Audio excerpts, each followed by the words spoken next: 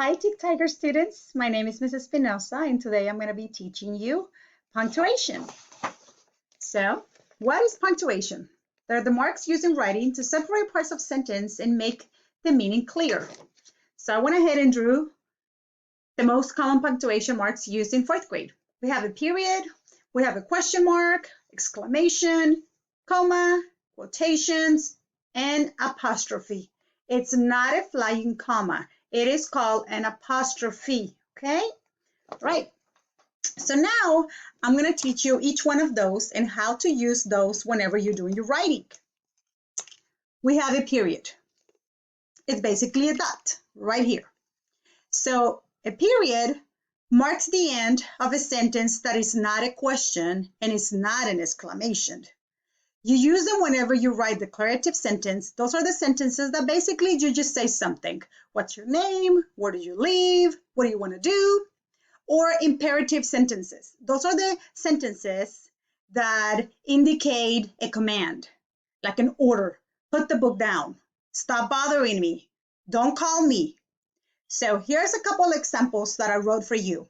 It says, the dog sat on the grass. Mrs. Espinosa likes to teach writing. Yes, that's me. All right. The next, it's a question mark. And the question mark belongs at the end of a question. That's pretty simple. Whenever you're asking a question, either when you're asking it or when you're writing it, is followed by a question mark. So I have a couple of examples for you. The first one, it says, have you done all of your homework? Will you be turning in all of your assignments on time? Do you miss your teacher? I hope the answer is yes, because I missed all of you. And I'm pretty sure all of you teachers misses you. Okay. The next one is the exclamation point. So this one is used to show a strong feeling like excitement. It's a cry, a call, a shout, or yell. Look, I see a puppy. Stop. Watch out. I love chocolate. That's how you use the exclamation point. Then we're going to move into commas. Now for the commas, there's a lot of different ways that you can use a comma. And the purpose of the comma, it's whenever you're making a list, which is called commas in a series. Some of you might remember from the anchor charts. And this one, the first sentence says, I need milk, eggs, and bread. You use commas in a series whenever you have 3 or more items. The second example says, please check your email, look at the assignments, review the videos, and submit all of your work to your teacher.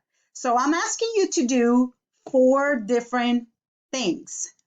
Check your email, that's 1. Look at the assignments, that's 2. Review the videos, that's 3. And submit everything to your teacher, that's 4. So it does follow the rule of 3 or more whenever you're listing. That's when you use commas. Another way you use the commas is whenever you're writing compound sentences. Remember the compound sentences is 2 simple sentences on each side of the conjunction, subject, predicate, subject, predicate. They're joined together with the comma and a fanboy. So here, I did a couple of examples using some of the conjunctions. So the first one that I did, it says, I could buy crayons or I could use my old ones. She made the cake, but I made the frosting. I like cats and I love to play with them. The last one, I put, all assignments are due on Friday, so please turn them in by 10 a.m. So I highlighted the comma and the conjunction. On each side of the comma and the conjunction, you have a complete sentence. A complete sentence, another way of saying it is an independent clause. Complete thought. Okay, so remember, you use commas before the conjunction whenever you're writing compound sentences. 2 complete sentences, 2 complete thoughts. Okay. Another way you use the comma is whenever you're separating the city from the state. I live in Houston, Texas. So I went ahead and put the comma after Houston to separate the city. Houston is the city where I live, and the state is Texas. Our state is Texas. Our school is located in Pasadena, Texas. So the city is Pasadena. You need to put a comma after the city. There you go, to separate it from the state. My last example I wrote is today is Wednesday, April 1st. So to separate the name, the date from the month, you use a comma. My last example, I put the party was on December 31st, 2019. So again, you put a comma to separate the date from the year. That's another way you use a comma to separate those. Okay. Then another way you use the comma is after introductory words, clauses, or phrases. When you hear the word clause, you have to think about it. It can either be a complete sentence or it can be a fragment, which is a dependent clause. It needs the help of another full sentence to be a correct sentence, and that will be a complex sentence. So right here, I have, hi, I'm Mrs. Espinosa. So I started my sentence with this opening phrase. Hi, that's more like a phrase. It's actually just a word, hi, because it's one. The bottom one right here, if you see, I use an awuvas right here because this is a complex sentence. So I want you to take a look at it. It says, if you turn in all of your work, comma, this right here, the first part, it's a dependent clause. This is an incomplete sentence. I cannot put a period here because it wouldn't make sense. If you turn in all your work, what's going to happen? It's incomplete. So that's why you need the comma to add an independent clause, a complete sentence. Your teacher will be very proud of you. So I'm going to read it again. If you turn in all your work, comma, your teacher will be very proud of you. Remember, I taught my kiddos that most of the times parents love to use this one, including myself, because I always tell my kids, if you don't do the dishes, you will not be playing Fortnite. If you don't go to bed early, you will not be able to wake up on time. So it's all of those if you don't do this, you're not going to get that.